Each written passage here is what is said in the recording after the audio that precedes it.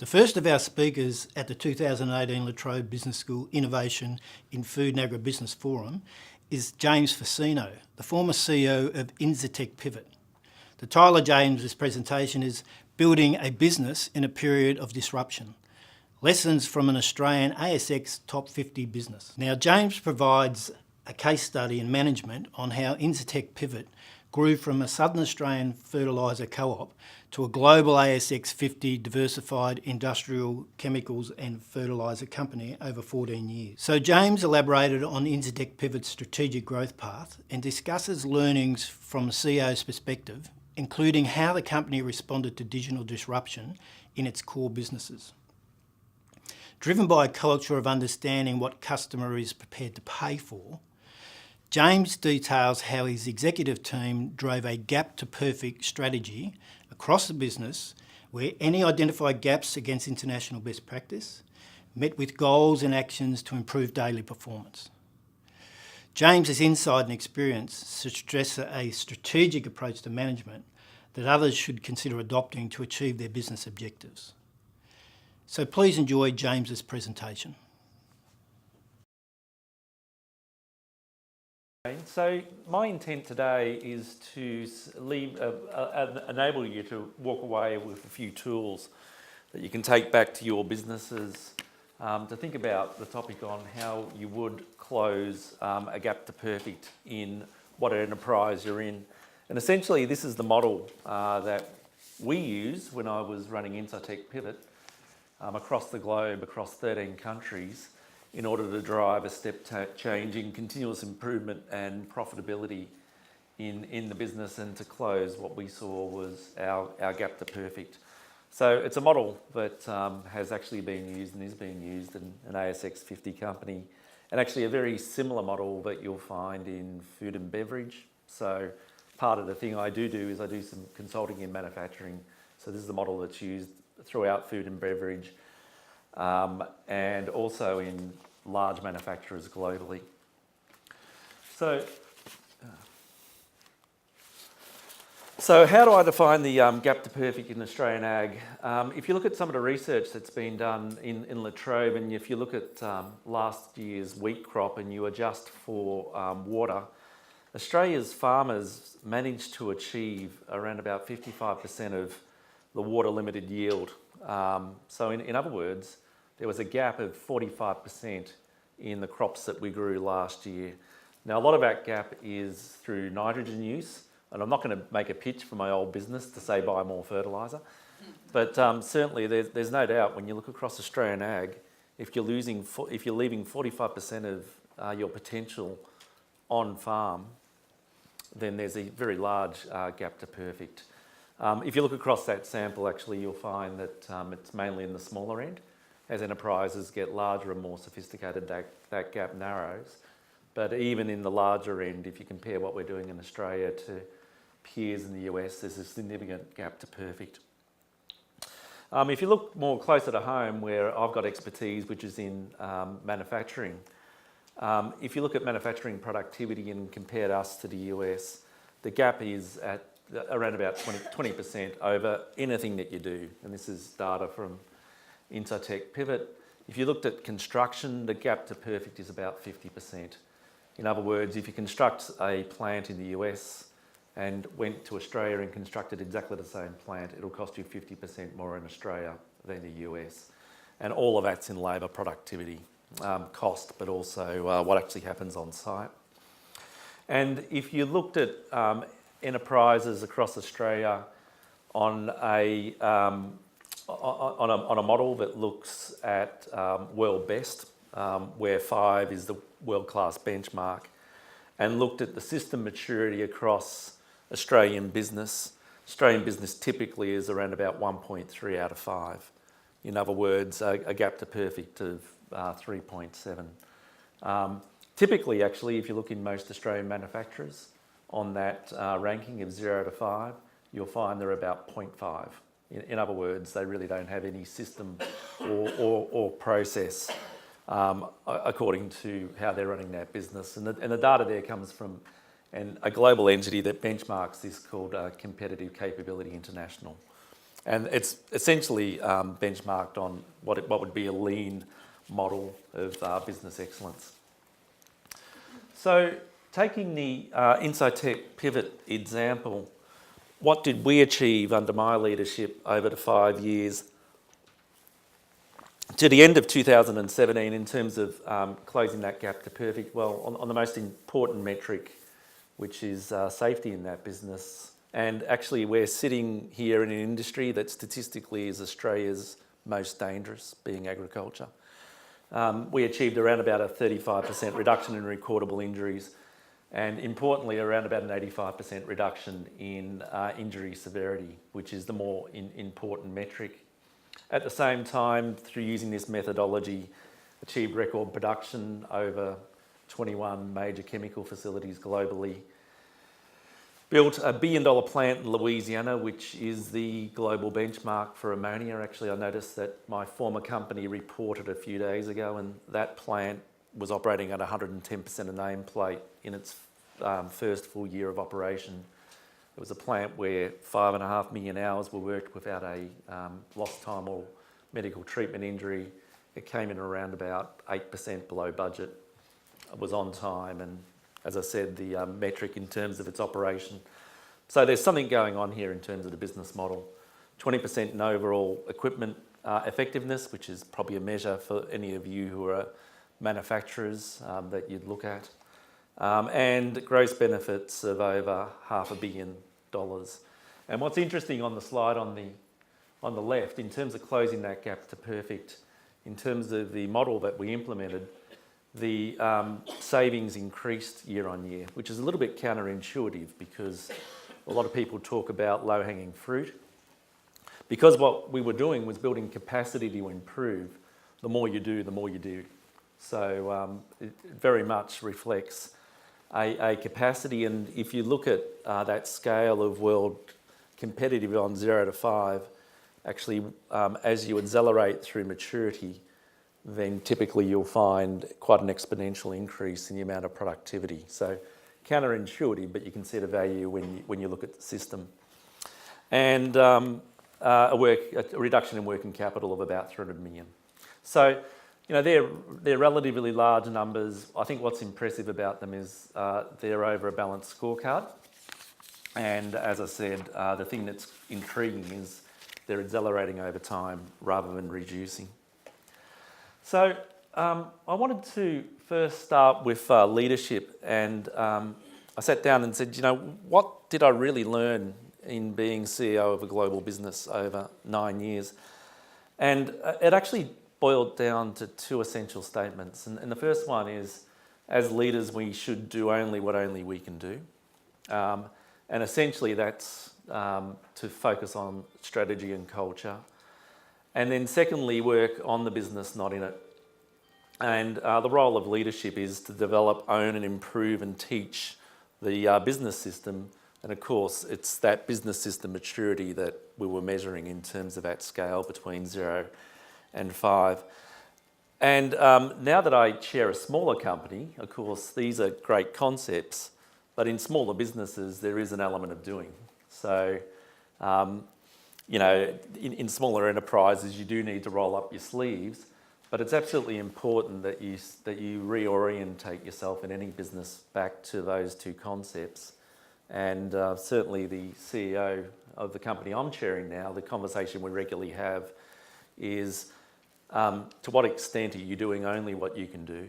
And secondly, how many hours have you spent this week working on the business, not in it? And obviously working on it, not in it, is about creating capacity for growth. So they're two good principles, I think, that you can continuously come back from. Alan McCallum here is probably smiling because they're not all from myself, and it's something that we've consistently learned. The do only what only you can do comes from a guy by the name of Malcolm Broomhead. Malcolm was the CEO of Orica. He now chairs Orica, sits on the BHP board. So, you know, these are consistent themes. So first, just looking at strategy, which is the what on what you're going to do. Essentially, it's all about choices and continuously thinking about where you want to play and how you're going to create value for customers. Once you've done that, leadership's all around cascading the strategy through the entity. Look, the test we always had was, can you stick it on an A3 piece of paper to describe it? And if you can't, it's far too long to try and get alignment through your enterprise. And of course, what strategy does is it simplifies the agenda. It describes what we're going to focus on. And actually, being about choices, the things that you choose not to do are equally as important as the things you choose to do. And in Incitec, we call those key strategic principles big rocks. And so it was a focus on doing a few things in an outstanding way with outstanding execution. And how do you execute? Well, you execute through your culture, and the culture is all about mindsets and behaviours, and importantly through the business system, which is the system under which obviously you create value for shareholders. So how do I define Gap to Perfect? And if you think this looks like lean, it is. It's very much a lean approach to the world, something which the leaders globally, Toyota, in terms of their Toyota business system. But actually there's a really interesting enterprise called Danaher in the US. If you look at Danaher Corporation, they've grown at around about 100 times Berkshire Hathaway. They're a diversified company, and they execute through the Danaher business system. So that's what I'm describing here, over a range of industries, which is really interesting. So they've got a bit of ag, but they're big in health and your typical diversified company. So when we think about value is defined by the customer. It's what a customer is willing to be paid for. And going back to the big rocks that are described in your strategy, the big rocks are the things that the customer is willing to pay for, and you need to align the organisation around those. Waste, by definition, is what a customer is not prepared to pay for. And of course, perfect in terms of waste is zero. So if you think on farm, waste is actually growing wheat and leaving 45% on the table. If you think about fertiliser consumption on farm, waste is putting too much fertiliser on, so it ends up in river systems. If you think about those who are in transport, waste is any time that your infrastructure isn't being used. So if you've got a truck, by definition, waste is whenever that truck is not on the road delivering for customers. If you think through other elements of the supply chain, in manufacturing, waste is overproduction. It is producing off-spec product. And it's any time when your manufacturing plant's waiting to be used for production. You close gap through the daily management system, and that's the system in which big rocks are measured and against milestones to reduce the gap to perfect. And of course, the great thing about gap to perfect is you'll never get there, because if you get close to perfect, you just redefine what perfect is to create another gap. And that's how you ensure that improvement's continuous. And when you look at Toyota, and you might be aware they own a brand called Lexus, when they talk about the relentless pursuit of perfection, that is actually a lean principle in terms of Lexus's mission. So let me just talk a little bit about the daily management system. The daily management system is the way we run the business. It's the cadence on how business is done globally, how you show up and how you organise yourself every day. You see it in the university. Daily management system is the timetable, if you like. It's a series of cascaded meetings through the tiers of the company. Usually in a manufacturing enterprise, it happens every morning.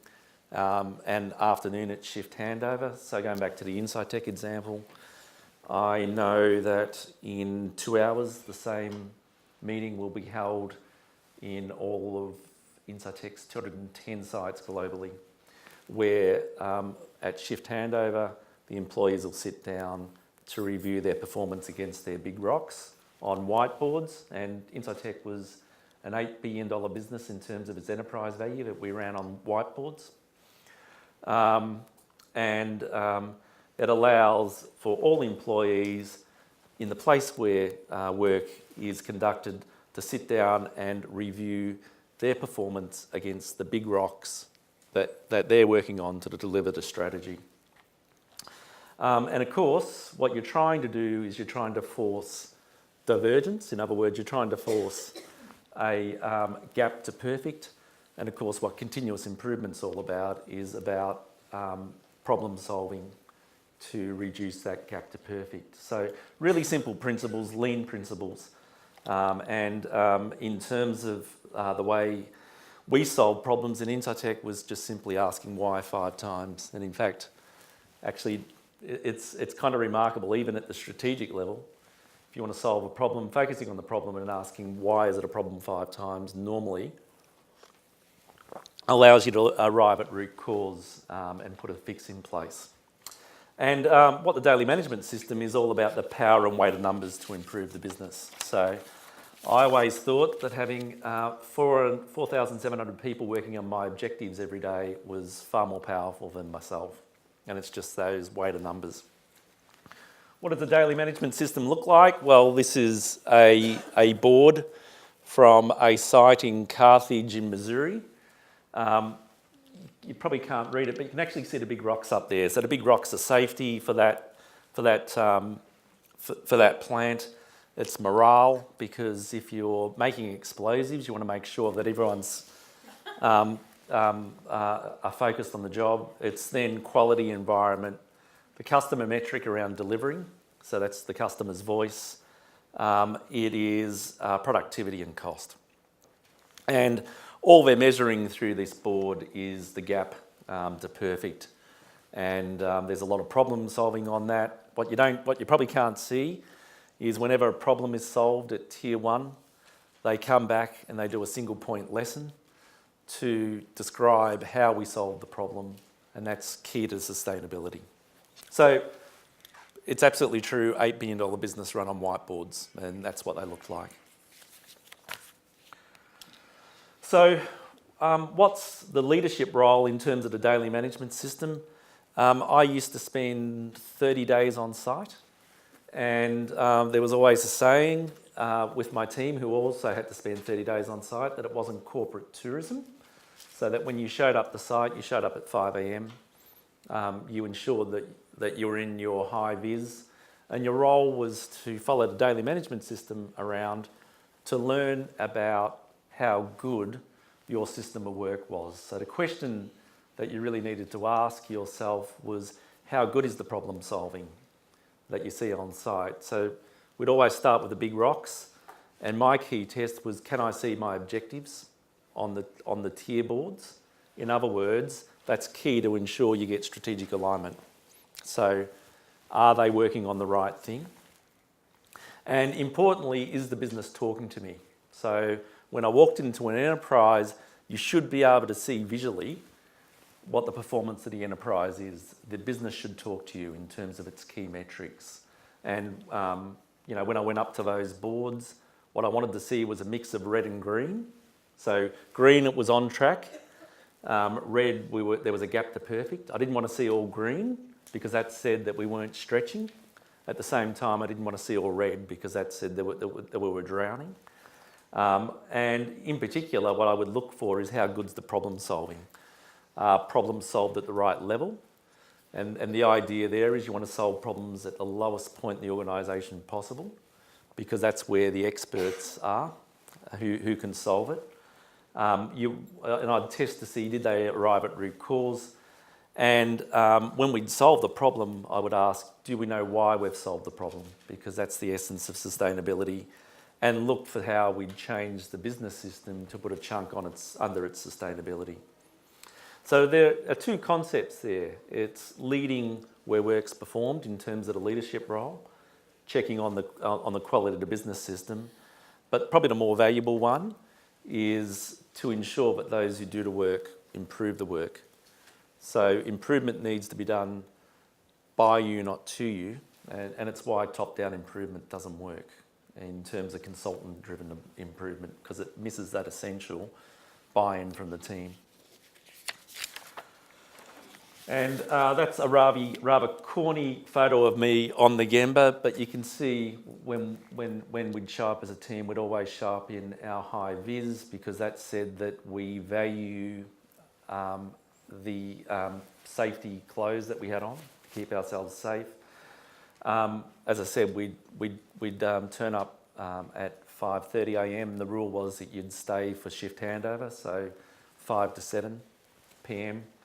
Followed a daily management system around, and if we saw something we didn't like, the question was what was wrong with our leadership that was occurring, rather than what was wrong with the individual who was doing something that was wrong. All of that was supported by culture, which describes the mindsets and behaviours. I think culture is totally underestimated. You can see the implication with the banks when you get it wrong. And actually, in terms of a board's role, that's front and centre in terms of the tone that a board creates. And at the end of the day, culture is the only sustainable competitive advantage in a business that's enduring, because people can pretty much copy your manufacturing kit, they can copy your business system, but they actually can't copy the culture that goes along with that. And we ran the business through a number of mindsets. They were zero harm for everyone every day. In other words, if you ran large chemical plants and blew things up, you wanted to make sure that safety was key at the core of what you did. And then the improvement values around challenging, improve the status quo, treat the business as our own, and delivering on our promises. So a mindset around continuous improvement. And I guess what was really nice about the final couple of months, just before I was leaving, was that what people valued most about what we did were the values. And when you have 5,000 people show up every morning and say to themselves, how can I have a safe day? And then secondly, how can I improve the business? You know that culturally you've got a pretty powerful business. So I'll leave it there, Jane.